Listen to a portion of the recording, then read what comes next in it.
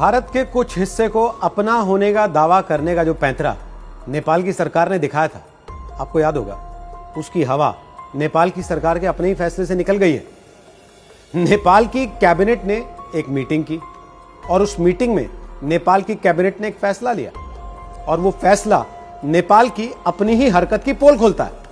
नेपाल की कैबिनेट ने इस मीटिंग में यह फैसला लिया कि नेपाल ने भारत का जो हिस्सा अपना होने का दावा कर दिया था, उसको साबित करने के लिए अब 9 लोगों की एक कमेटी बनाई जाएगी जो इस बात के सबूत इकट्ठा करेगी।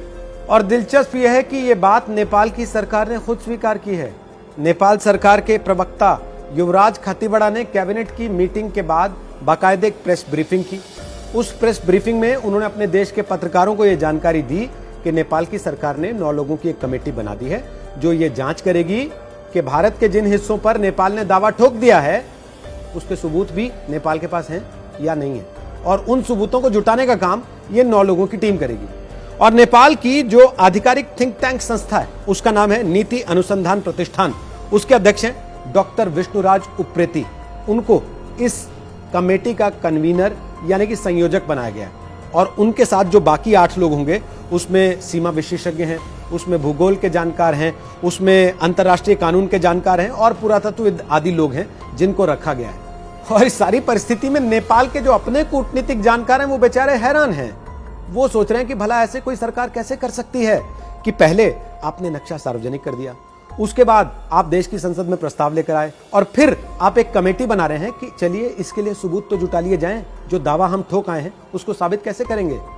विशेषज्ञों का कहना यह है कि नेपाल को पहले सबूत जुटाने चाहिए थे, उसके बाद दावा पेश करने की नौबत आनी चाहिए थी, लेकिन यहां तो सरकार उल्टी चल रही है। नेपाल सरकार के इस फैसले से एक बात तो तय हो गई कि नेपाल अब तक जमीन को लेकर या सीमा के आसपास के कुछ इलाकों को लेकर जो नक्शेबाजी कर रहा था उसका कोई सबूत उसके पास है नहीं। यानी कि जो सब कुछ अब तक हुआ, जितनी चर्चाएं अब तक छेड़ी गई, वो बिना किसी ठोस प्रमाण के चला दी गई।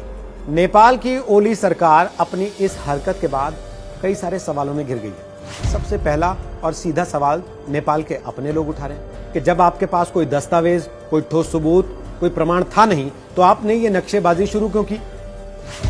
दूसरा सवाल, बिना प्रमाण या दस्तावेज के नेपाल ने यह हरकत किसके उकसाने पर की। तीसरा सवाल इस मामले की टाइमिंग को लेकर है।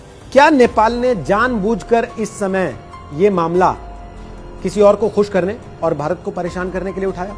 आपको याद होगा भारत के सेना प्रमुख ने यह बात कही थी। चौथा और आखिरी सवाल, क्या नेपाल की ओली सरकार ने अपनी नाकामी को छुपाने, आंतरिक कलह से बचने और अपनी डगमगाती हुई सत्ता को बचाने के लिए इस मामले को तूल देने की कोशिश की।